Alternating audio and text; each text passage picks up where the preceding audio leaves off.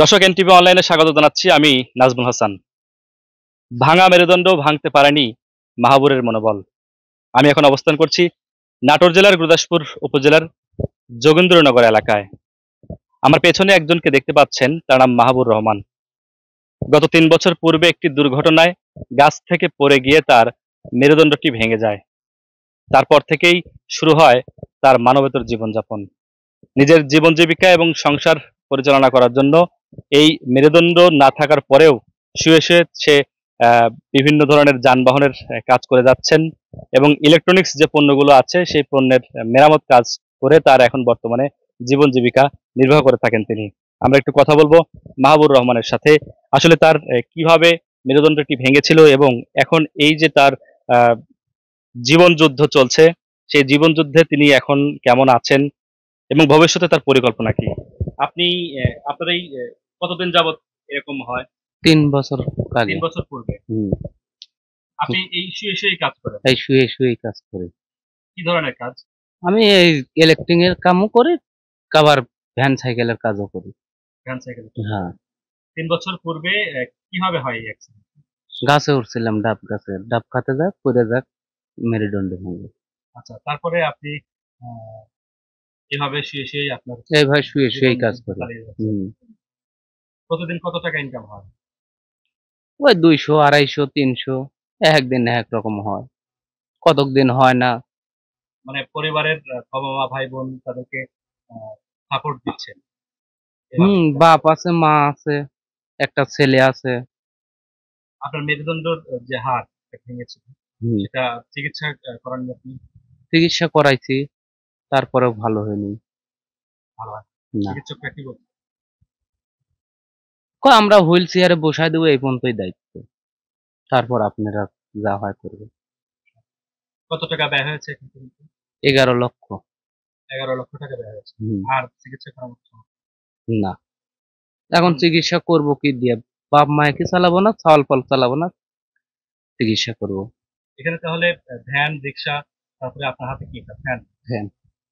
Fan, ফ্যানের মেরামত আপনি করেন? হ্যাঁ। আর কি কি কাজ করেন?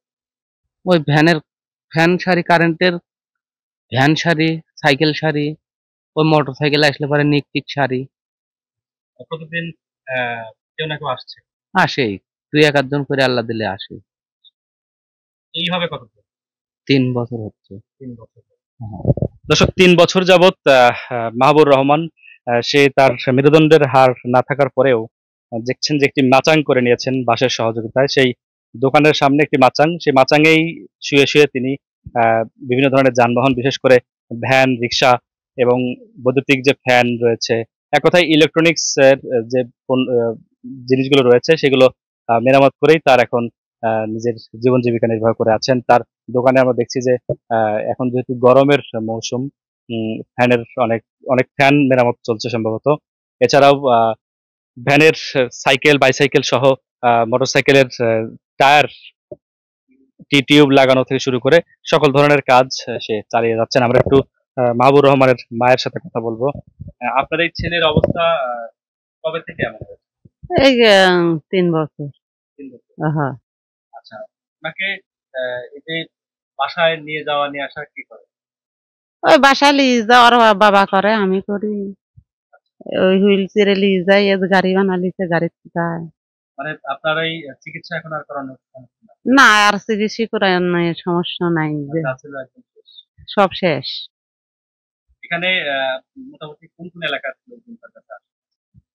এই মেলাঠি আসে, এই হরদমার আসে, দুর্গাপুরের আসে, খুবজিপুরের আসে। কাজ কোথায় শিখেছেন? কাজ এটি নিজে নিজেই হিম্মত করে শিখেছিল। আপনারাও মানে আপনার ছেলে যে এই যে মেরুদণ্ড না থাকার পরেও শুয়ে শুয়ে যে কাজ করছে এবং আয় রোজগার করছে আপনাদেরকে দিচ্ছে, এটা আপনাদের সহযোগিতা করছে কিনা? হ্যাঁ, এই কোন রকম করে হয়, দিন পথ চলে। হ্যাঁ। দর্শক, আমরা একজন স্থানীয় বাসিন্দার সঙ্গে কথা বলবো, যে আসলে এই যে মাহবুর রহমান তিনি যে কাজগুলো করছেন এবং নিজের মেরুদণ্ড ভাঙা থাকার পরেও সে নিজের জীবন যুদ্ধে হার না মেনে এখনো কিন্তু তার যে কার্যক্রম, সংসার এবং পরিবার পরিজনকে ভালো রাখার জন্য এই অবস্থাতেও তিনি তার কার্যক্রম চালিয়ে যাচ্ছেন। আপনার নাম? আমার নাম শামীম। মাহবুবুর রহমানকে কতদিন যাবত ছিলেন?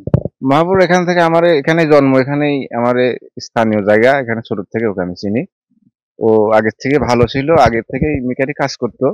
গত 3 বছর হলে ওর অ্যাক্সিডেন্ট হওয়ার পর থেকে ও এখন শুয়ে শুয়ে কাজ করে।